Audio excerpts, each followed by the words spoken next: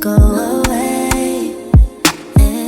So hello everyone, welcome to another video. This is going to be Scotland part 2, part 3. So it's the morning of Wednesday, I think it's the 7th, and we picked up the car last night. I survived driving the car on the wrong side of the road from the airport to where we're staying in Linlithgow, which is about a 20-minute drive. The first few minutes were a little bit nerve-wracking, and then after that, it started to become a little bit more intuitive. So today we are driving north to Inverness, which is kind of like the biggest city in the north, definitely the biggest city in the Highlands. And we're doing so via the Cairngorms National Park. The Cairngorms National Park has a lovely scenic route. If you don't have time to stop and hike, it's a lovely way to see the scenery of the park as you're on your way to another place. We had booked a mid-sized car and then requested an external GPS unit, but he actually did an upgrade for us because we told him the luggage we had, and we actually upgraded to a small SUV. So we've got a Kia Sportage,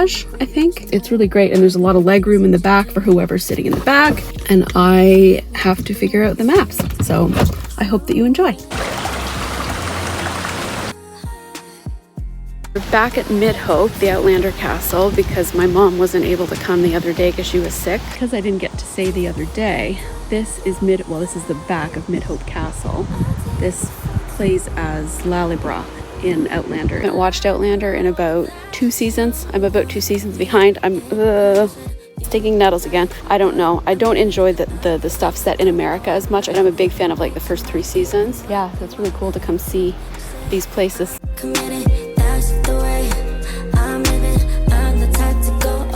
Welcome to Falkland. This is the village that acted as Inverness in season 1 of Outlander. So Falkland was an absolutely cheery and beautiful little village. The fountain is kind of iconic in season 1 of Outlander, so it was really cool to see it in person. It's a really kind of quaint little town. There's also Falkland Palace and Gardens if you'd like to kind of spend a little bit more time, but we kind of just did a 30-minute walkabout, and then we started making our way north towards Inverness through the Cairngorms National Park Snow Roads scenic route. Now this is an absolutely gorgeous 90-mile scenic route that goes from the town of Blairgowrie to the town of Grantown-on-Spey. Now we actually ended our time in a different village, but more on that coming later. As you go through, you kind of start and it's oh yeah, we're getting towards the Highlands, and then all of a sudden it's there's heather everywhere, and this is where the day kind of went south. So we had done a couple of stops in a couple of the little towns, and we're about, I want to say, 2 hours from Inverness when our first stop in the actual park was going to be this viewpoint here, which is the Devil's Elbow viewpoint. But a few miles before this, we were coming up around an uphill, quite tight blind turn, and something to know about this particular route is that the roads are very narrow and there's no shoulder at all. And as I came up to go around the turn, another vehicle came around the corner going very quickly and had about a third of their car in my lane. So I swerved over, and of course there's no shoulder, and the only thing on my left hand side was a stone wall. So the 2 outside tires skidded along the wall, and the car immediately dinged, letting us know that the rear tire pressure was low, which was just fantastic. So we had to call roadside assistance, and they had to come all the way from Perth, which was an hour and a half south. We had driven through it earlier that morning, and that kind of took away a little bit of the time that we had planned to go to something like Culloden Battlefield just outside of Inverness. So we ended up just taking our time. We didn't really stop at any of the other viewpoints, but we tried our best to enjoy the rest of the views, because the views in the Cairngorms are unlike anywhere else I've been in the Highlands. The amount of heather that's there is just insane, as you'll see as we go through the rest of the footage from this trip.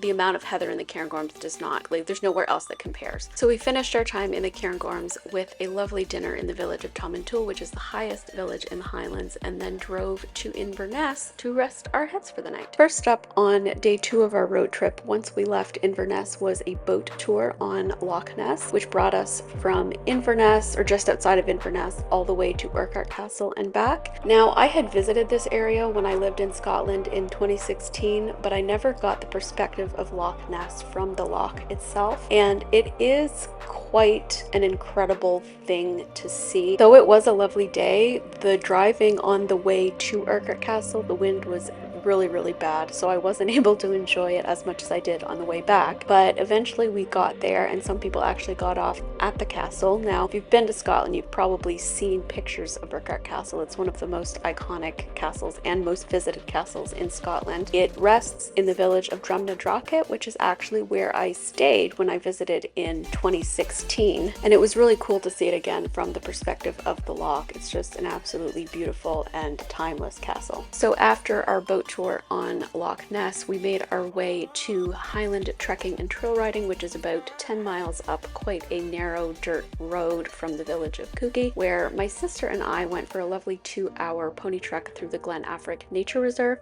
This was kind of a bucket list item for both of us, and my sister actually was wonderful enough to pay for it as a late graduation gift from when I graduated from my master's. I rode a gorgeous Dales pony named Danny, and my sister rode a Clydesdale named Aussie.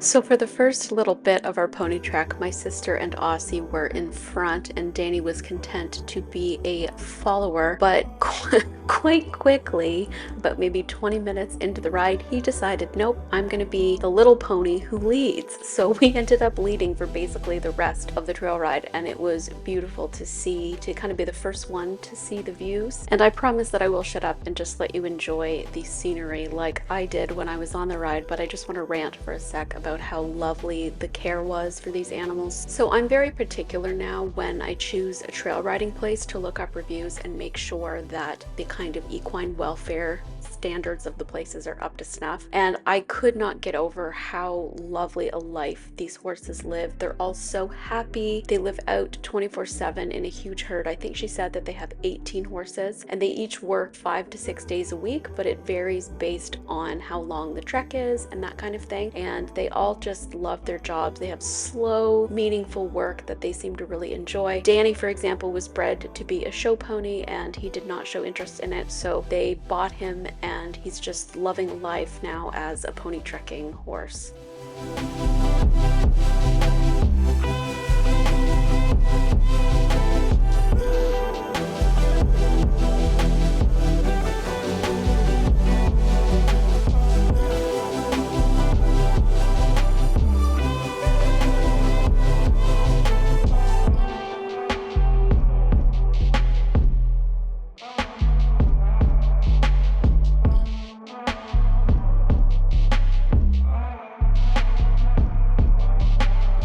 So after the pony trekking was done, we made our way to the little cottage that we were going to be staying in for the next 3 nights in the village of Dorney near the Isle of Skye. It's an absolutely beautiful cottage with a private beach right on a loch with a wonderful view of Ellendonan Castle, which is another very famous Scottish castle. So that morning my sister and I took a walk down. It was raining. I must admit the weather while we were in this area was terrible, which sucked because it was the part of the trip that most of us were looking forward to the most, but we still made the best of it and went on a little walk to see the village of Dorney. I had stayed in Dorney before, but up in the hills in a little 300-year-old bothy, so I must admit that this visit was a lot more pleasant, even though the experience of staying in that bothy in 2016 was something I will never forget. So we made our way, I think it was like mid-morning-ish, over the Skye Road Bridge onto the Isle of Skye, and our main objective for the day was, we had a couple of stops planned. Unfortunately, some of them didn't work out because of parking and whatever, so our main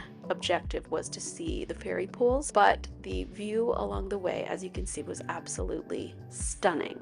Now, I'm not gonna lie, driving on the wrong side of the road in some of the more remote areas of the Highlands was not as scary as I thought it was gonna be. I did all of the driving. I'm not sure that as a passenger my mom would agree of it not being scary, but I didn't find it that bad. You can see I also said that I was very proud of the parking that I did during the trip, which is true because I'm a good driver, but I'm not always the best parker. So we did eventually make it to the fairy pools after going up what was a bit of a hair-raising single-track road, but it ended up being fine. Now, I had visited the fairy pools in 2016, but my mom and my sister hadn't gotten the chance when they visited Scotland previously. You can see how far the parking lot is from the top. My sister and I managed to make it basically all the way to the top, which is pretty cool because I didn't have time the last time I visited to go all the way to the top. Now, the closer we got, the windier it got, but also the more beautiful it was. And after that adventure, we were all a bit cold and hungry hungry because I think it was like 3 or 3:30 p.m. and it was about an hour and a half-ish drive back to our cottage. This was the incredible view that we had from the sunroom in the cottage that we stayed in. It was definitely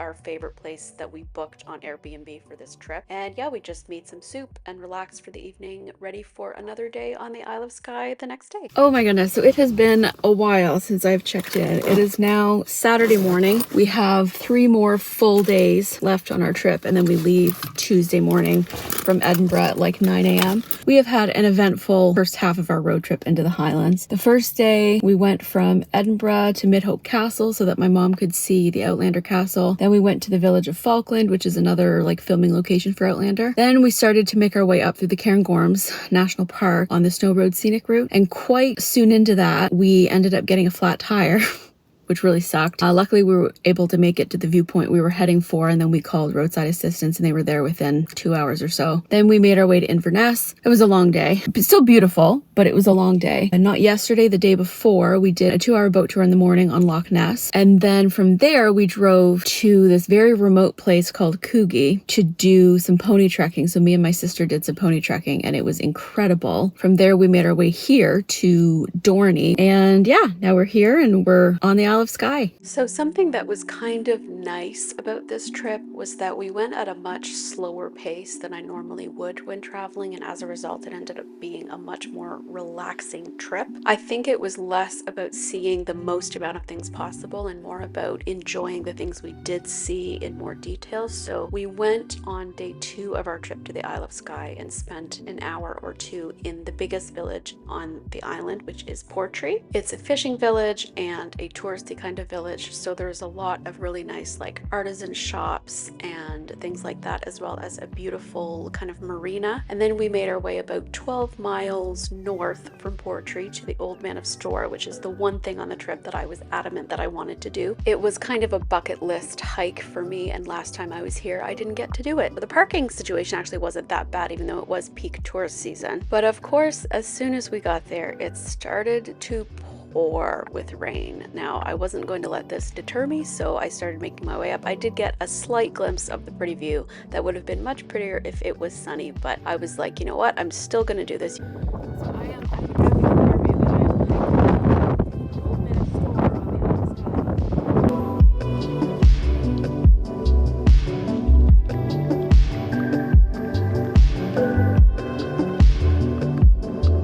So it is the morning that we're leaving our Airbnb in Dorney, and this has been our view. So that over there, you can see Ellendonin Castle, and this is Loch Long.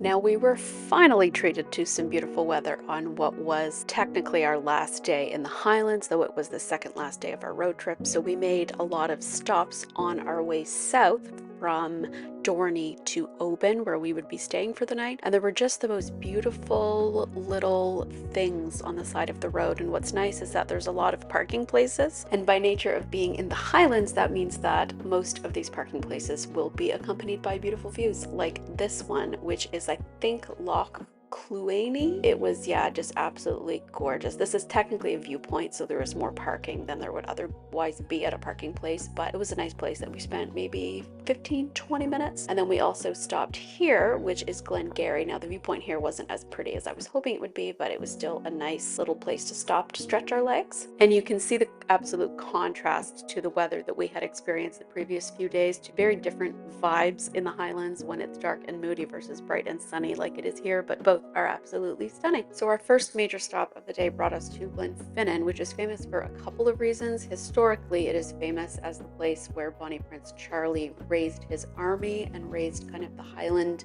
banner during the Jacobite Rebellion, and that monument that you see there is actually his monument, but it's also the place of the Harry Potter Bridge and was a filming location for scenery in the Harry Potter movies. So that there is the bridge that you see in Harry Potter and the Chamber of Secrets. We are at the Glenfinnan National Trust Visitor Center. So the Glenfinnan Viaduct is the Harry Potter train bridge. And then where I'm heading towards now is Loch Shiel and the Glenfinnan, or the Jacobite Monument. This is where one of the final gatherings happened before Battle of Culloden, but it's also the setting for for like the visuals for where Hogwarts is set in the Harry Potter movies. We're actually going to get to see the train pass over, which is super cool. My mom and my sister are heading there now. I just wanted to come see the monument a bit closer. About half an hour until the train passes, so I figured that's enough time to come see this quickly and then go ahead and get a good spot to see the train.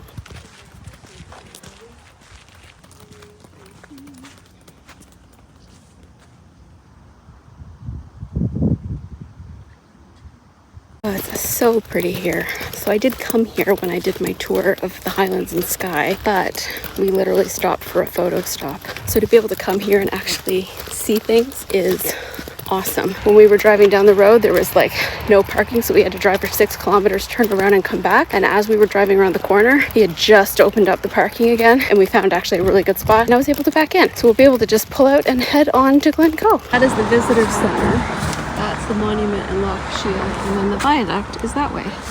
Shortly after we got in here, the parking closed again, so I think the timing was perfect. Trains go over this viaduct all the time. It's a working train bridge. What we're going to see is the steam train, which is exactly like the Hogwarts Express. So if you've watched my videos recently, you will have heard me talking about how unfit I was after my riding break. I've realized this trip that I've gained back more fitness than I thought, because I've been able to do what are some pretty strenuous hikes, short but strenuous, like very uphill, and do it quite quickly and not get too out of breath. So here it is. And I think this is a good point to watch the train come by. The thing is you can go up, like high, I think up there. For the time we have, there's no point, but this will be a really good place to watch it come by. Other thing is, I think the higher up you go, the more people there will be.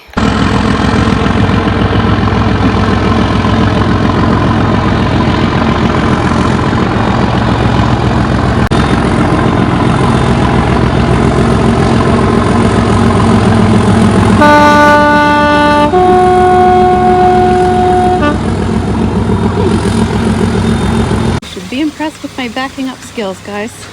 I needed 4 people to help me, but I did it. So we've just driven about an hour from Glenfinnan to Glen Cove via Fort William, and I'm at the this is a pond, but I'm at the Glen Cove Visitor Center, and it's really lovely and accessible. Like someone in a wheelchair or with physical needs would be able to see the view, but they also have little trails available for people wanting a little bit more of an explore. I have been to Glen Cove before, but it was on this one tour, which was Highlands and Skye, all in a matter of about 3 days, which included driving to and from Stirling. So we were actually at Glenfinnan for about 2 hours, and it was really, really nice. Today has been a little bit more of a low-key kind of day. We left Dorney around 8:45, drove to viewpoint at Loch Cluanie, then stopped for a viewpoint in Glengarry, and then we went to Glenfinnan. It was tricky to find parking, so I was kind of worried because I know Glen Cove is a very popular destination. I was kind of worried that we wouldn't be able to find parking. And then from here we're going to Oban, so I think I might go out for a little explore of Oban this evening. When I lived here, I really wanted to explore Argyll and Bute and never got to, and we leave tomorrow morning, so if we have a few hours, like we're going to go out for dinner, and after that I might go for a little explore because I think our Airbnb is right downtown,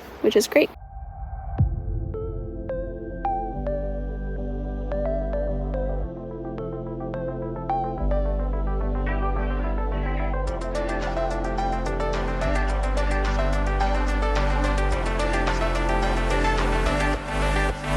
I've done my little walk back to the cafe, gonna grab a bite to eat, and then off to Oban. First, they have Harry Coo here, and I'm going to go see him. I don't know how the hell I ended up here. I'm like back at the front of the visitor center. God only knows. So there he is, but I want to know how to get down there. So it is now evening, and we've made it to our destination for the evening, which is Oban, which is, I want to say, the biggest town in Argyll and Bute. It might even be classified as a city, I'm not sure. I just wanted to get out and explore a little bit of it this evening when we have some chill time. Tomorrow's our last day, and I just want to feel like I've seized every opportunity possible. So I'm going back the way we came for dinner. I'm just going to walk around the pier, and then there's a path near our Airbnb that I want to check out. So this is Oban Bay. and from my understanding there's a lot of ferries that come into here, as well as fishing and things like that, because it's kind of on the coast. And it's funny, I think the thing that I was worried about the most driving in the UK was not actually like driving in the Highlands on the super windy roads or the single track roads with passing places. It was driving in the cities and finding parking, because I'm not the best parker. Like, I cannot parallel park to save my life, which is very common over here, and I suck at backing up. To be fair, I didn't drive in downtown Edinburgh, but it's been absolutely fine. So this is where we came for dinner. It's the oldest pub in Oban, established in 1790. Something that I actually miss a lot living in Ottawa, near the ocean.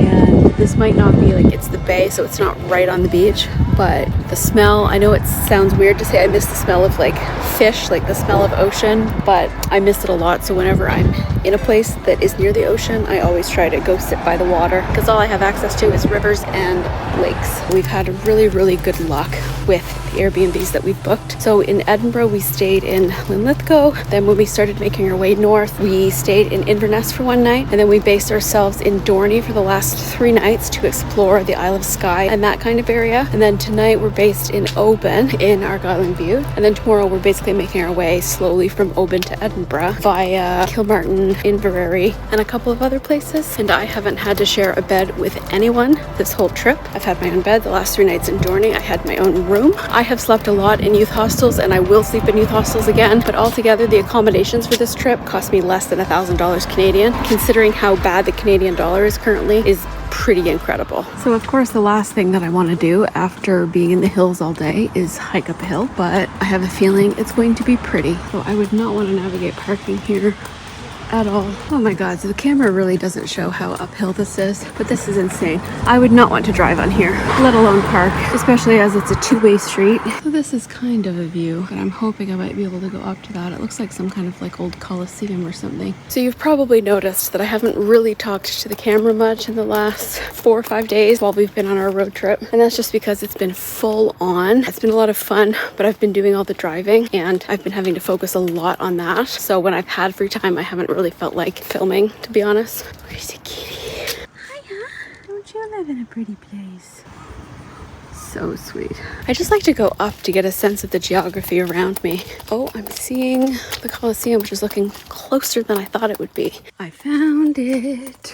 No idea what it is, but it's super pretty, as are the houses around here.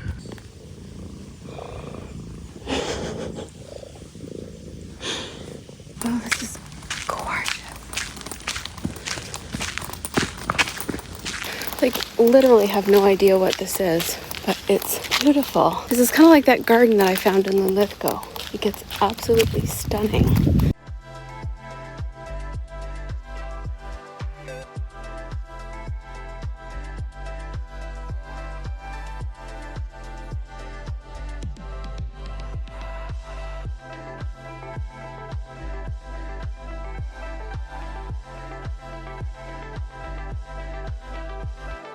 Alrighty, it is shortly after 9 o'clock and I have another long day ahead of me tomorrow, along with what's probably not going to be a very good night's sleep tomorrow night. So I want to get back to our Airbnb early-ish and try to get a good night's sleep, or at least relax. And look at how cute this cottage and garden is. This is the kind of thing that you find while walking around and exploring that I just love. So I found these stairs down, so we're going to see where they lead.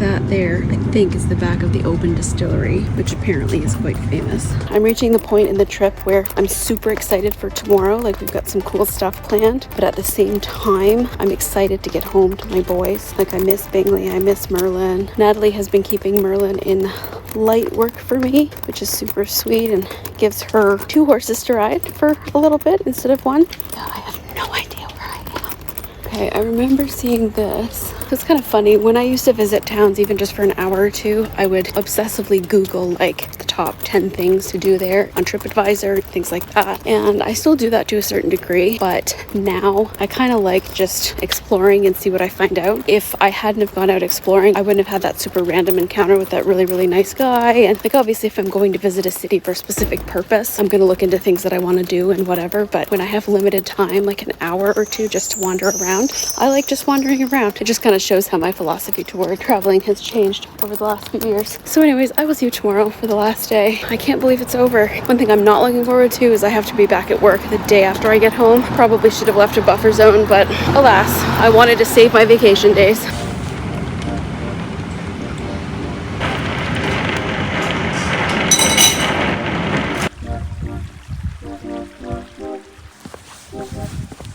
So morning of the last day, and we are at the Kilmartin Glen south of Oban, which has some standing stones, and they're pretty cool.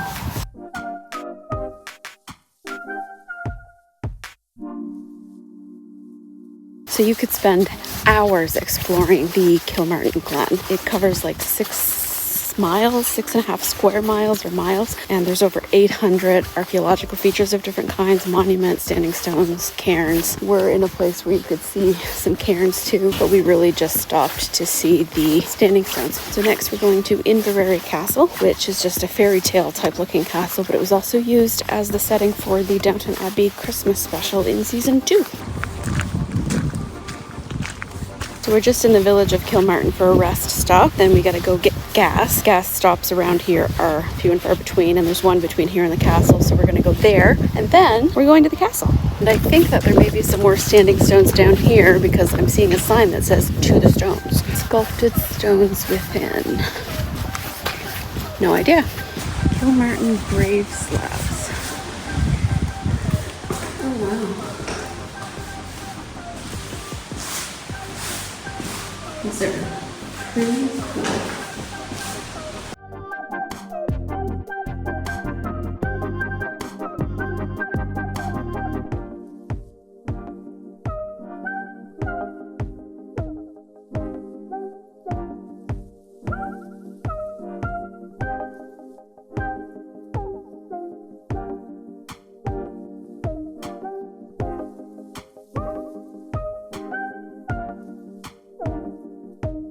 I think this might just be one of the prettiest castles I've ever been to. It's so gorgeous.